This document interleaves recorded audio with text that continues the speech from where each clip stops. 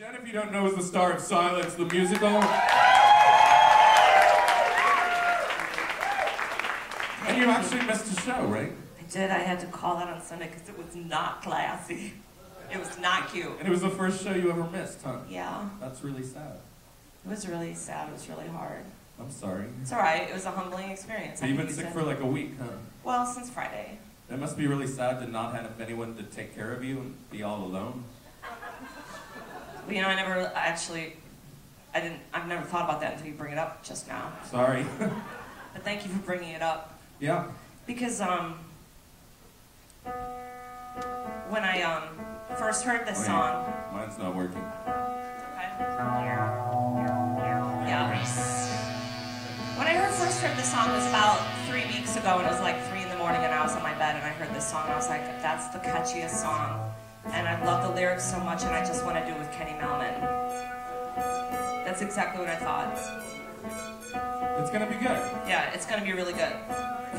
And, But let's get back to you being alone. yeah, so I listened to the lyrics, and I was like, oh my god, the first thing that came to mind for me was like, oh my god, dating and boys, and it's so hard. And straight boys, gay boys were easy, but I was thinking the straight boys, they're really hard. And how dating's hard, and like, okay, stupid, and like my hot 5 minutes on that site. I had to leave it. What happened? You were like on OK Cupid or something? I was on OK Stupid, and I was getting recognized. That happened to me too, you know.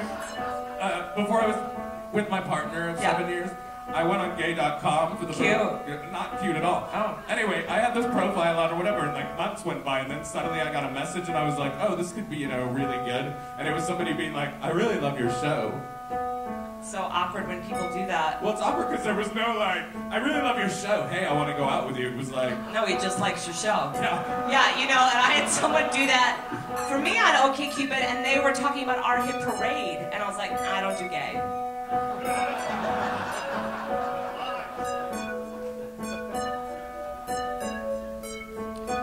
Now and then I think of when we were together.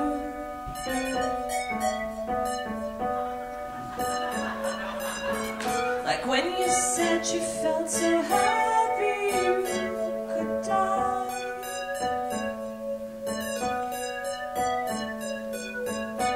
Told myself that you were right for me, but felt so lonely in your company.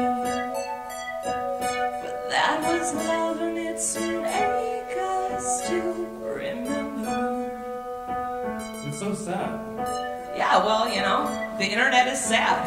Dating's sad, right? Dating is sad. Now, I wanted to tell you this. I once dated this guy who was obsessed with airplanes. Oh my god. And so we would have dates, and we would just go to like San Francisco airport and stay in a hotel right at the airport. And then we would wake up in the morning, and we would watch the planes take off all the time. I can't. And like, you know how like you're seeing someone and you're like, that's charming, but then you stop seeing them and you're like, wow, that's not charming. So fucked up. Why did I even touch that person?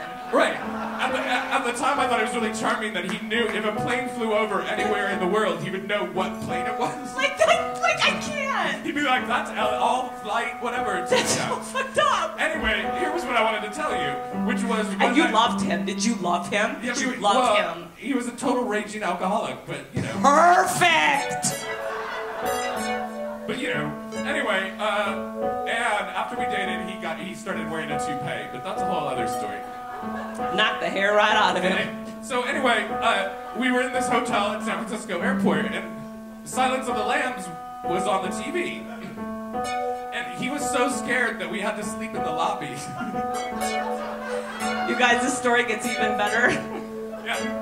Anyway, yeah, we finally broke up because I had to go to his roommates and be with all his stuff and be like, hey, you take care of him. You can get addicted to a certain kind of sadness.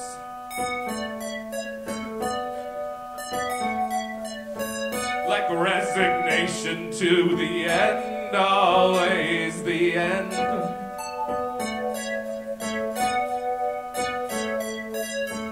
So when we found that it could not make sense, well, you said that we could still be friends. But I'll admit that I was glad that it was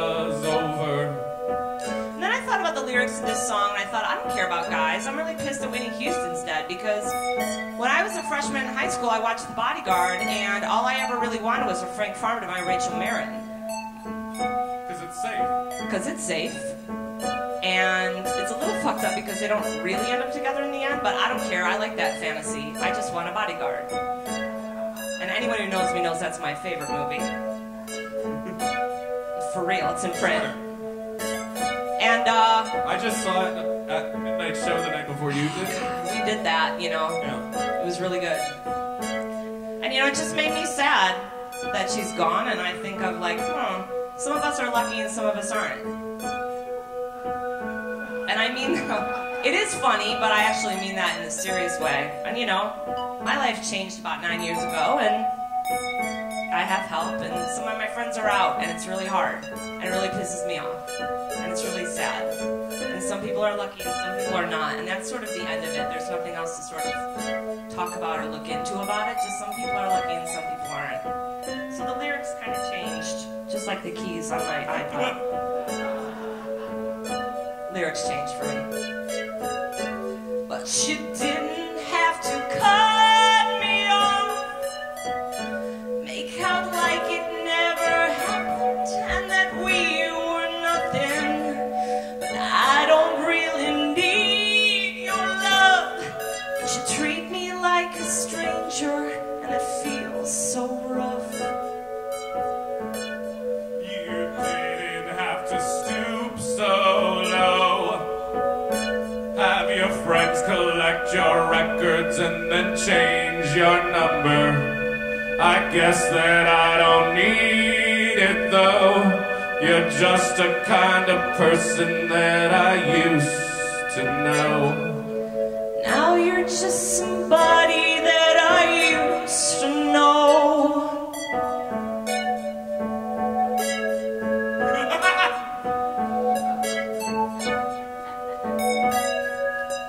Now you're just somebody that I used to know.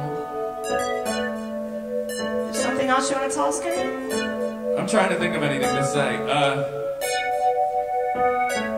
Well, I could talk about the first person I ever dated, and he's now an Episcopal priest. Also an alcoholic. And he was my Facebook friend, and recently he's left the ministry to find himself. They and I was always like, do. you didn't They find always yourself do. in 1986 when They you were always like, do. you know, yeah. Well, back to dating. The only thing I have to say about it is, you know, the next time you leave your condom up inside my vagina and I need the dentist to extract it, I'm changing my Facebook status to in a relationship. Wow, Jenn. Now and then I think of all the times you screwed me over.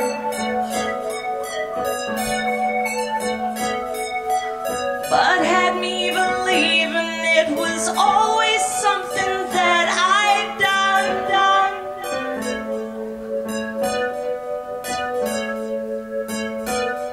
But I don't want to live that way. You shouldn't. Reading into every word you say. You said that you could let it go, and I wouldn't catch you hung up on somebody that you used to know. You didn't have to cut me off.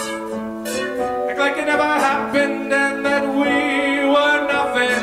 I don't really need you no more, but you treat me like a stranger, and that feels so rough. No more internet. And you didn't have to stoop so low. You didn't have to stoop so low. Have your friends collect your records and then change your number. I don't really need that though. 'Cause now you're just somebody that I used to know. Somebody. You're just somebody that I used to know. Somebody. Just somebody